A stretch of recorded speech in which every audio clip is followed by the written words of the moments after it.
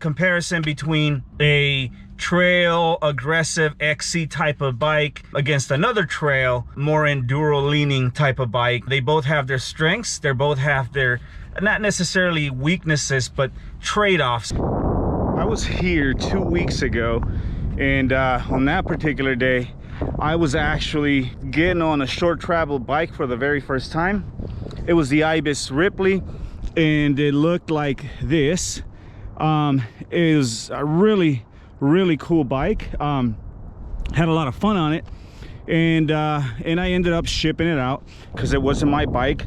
It just left me thinking. It actually left me wanting, not thinking, it left me wanting a snappier, shorter travel, a little bit shorter wheelbase, and not too slack of a head tube angle, because that bike was just all kinds of fun on my local trails. So let me show you my bike. My 2022 Santa Cruz Bronson 29er 27 out back. It's a really beautiful bike. Fox 36 factory suspension, X2 out back, Industry 911 hub, XO drivetrain, Fox transfer post, Deity cockpit. So I have it up for sale again because that Ripley just left me wanting a lot more of that snappier feel. But now I'm back here, and I think what I want to do today is take two of those same trails that I took last time on the Ripley and remind myself, you know, how it feels on this bike versus the Ripley, and then convince myself that in fact I do want that shorter travel, snappier feel, or that I'm good on what I have right now. This is not a medium. The Ripley was a medium. This is actually a large. It's a much longer wheelbase on the large. The Ripley doesn't even cross the 1200 mil line in terms of wheelbase. This one's 1240 something. Let's do the first trail, and then I'll switch back and forth to the Ripley. I mean, she does want to go though, I'll tell you that. Ooh, that was smooth through there.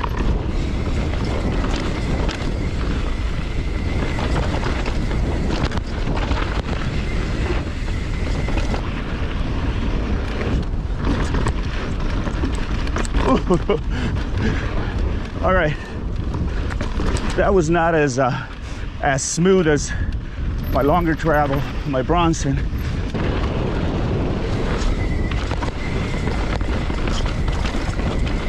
Because with the Bronson, it's so plush through there. Here comes this drop. Oh, that was nothing. The Ripley did really good on that drop.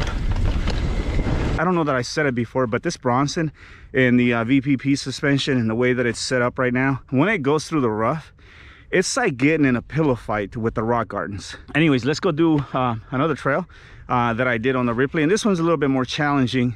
At least it was for the Ripley. I've done it on my Bronson, so I know that it's not going to be that crazy, I guess, because I know how the Bronson handles it.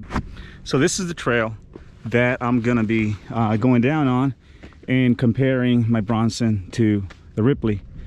Again, my Bronson and the Ripley. Overall, the Ripley felt great on this trail.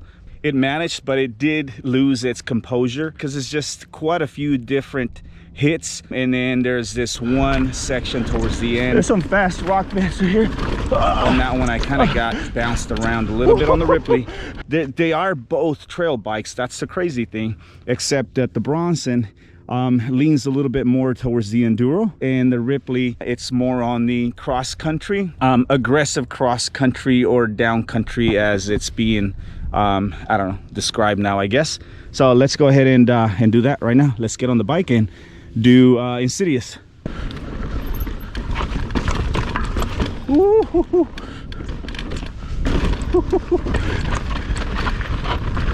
Heels down. Oh.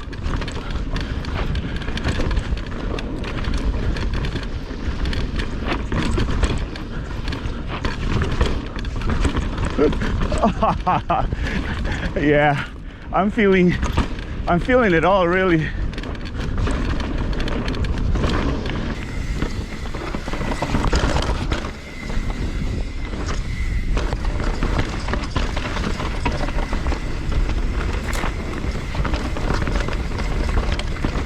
Yeah, that longer wheelbase definitely keeps the bike more stable.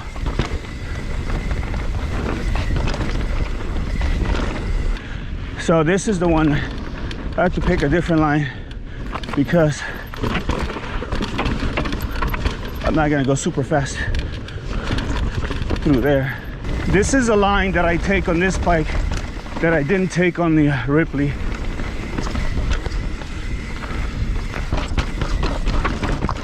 Right through the middle there. Because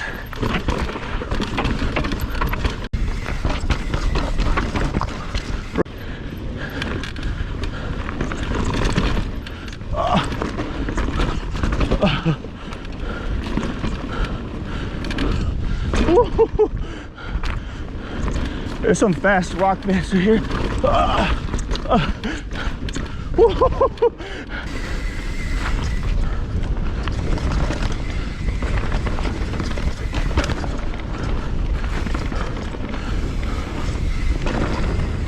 And this is the rock beds.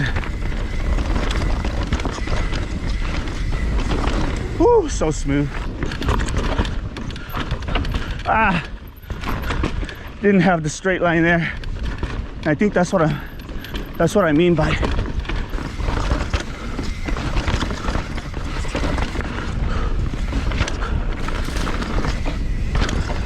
woo. After that line right there, I think I'm gonna keep this bike. So I've come to the conclusion that I like both bikes. As much as I want the Ripley, I don't want to let go of the Bronson, but I still want the Ripley. So I think I've come to the conclusion that I'm gonna keep the Bronson and somehow, some way figure out a way of getting me a Ripley, which fortunately I can find one for about $2,500.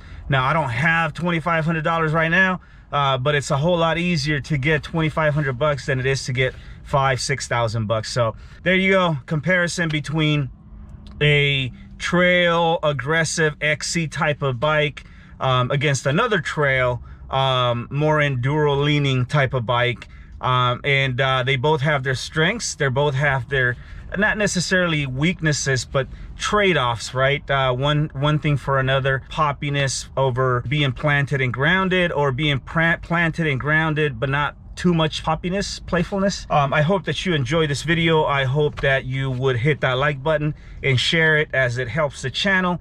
And if you're still watching, that means you found it useful, at least entertaining. Go ahead and subscribe, and there'll be more content coming your way here shortly. Until next time, ride your own ride. Thanks for watching. God bless.